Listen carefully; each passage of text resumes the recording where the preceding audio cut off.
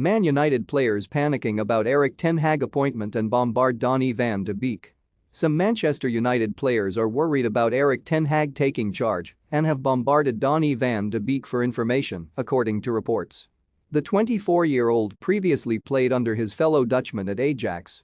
And, now, they're poised to be reunited at Old Trafford this summer. Manchester United have struck a verbal agreement with Ten Hag that will see the 52-year-old take over from Ralf Rangnick at the end of the campaign. And, now, the Mirror say certain members of the Red Devils squad are panicking. It's claimed worried players have started to talk with Van de Beek about Ten Hag and what his style of management is like as they prepare for his era. The 24-year-old is currently strutting his stuff at Everton, having been loaned out by Rangnick back in the January transfer window. He's told those panicked stars that Ten Hag is demanding to play for and somebody they won't want to cross when he takes the job. A United source is quoted as saying, "The players have been asking Donny about Ten Hag because he's played under him before. Want the latest football news? Join our brand new Facebook group by clicking here." He told them his training sessions are on a different level to what they've been used to and they'll have to run like they've never run before. Donny told them he's really intense, a perfectionist, who does one-on-one training himself with the players. He controls every aspect of his players, including their diets. The basic message was he's not one to cross, it sounds like one strike and you're out. Ten Hag has beaten Mauricio Pochettino to the job after wowing Darren Fletcher and John Murtough in his interview. The Ajax boss made it clear that the club's setup needs tinkering given they've now gone 9 years without the Premier League title.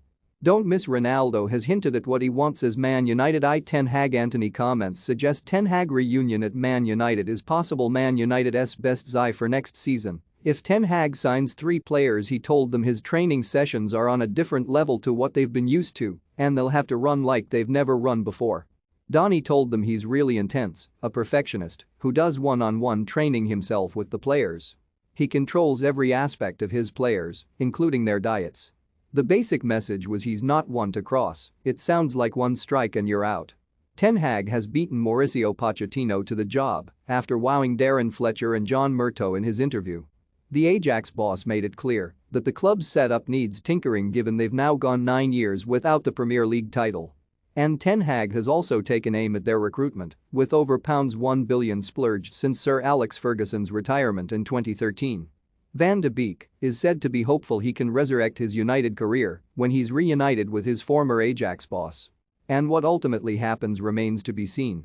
For now, United are focused on footballing matters as they look to somehow qualify for next season's Champions League. Having won just one of their last 5 fixtures, they're currently sitting in 7th in the table. Think you know sport? Test your sporting knowledge with our tricky quiz. And Rangnick, speaking prior to the match, was coy when quizzed on the club's links to Ten Hag. "I don't know if it's a done deal," said the 63-year-old, who will become a consultant at the end of the season. "My reply is the same as Erik Ten Hag's was. My focus is on the game tomorrow. Again, we all know he is a good manager, that he has done a good job at Ajax and also at former clubs, but right now it doesn't make sense to tell you what I think about any other coach." Rangnick also had his say on protests that have been planned for both the Norwich match and their Carrington training complex. He added, "We all know that football is a game of passions and emotions and we can all understand.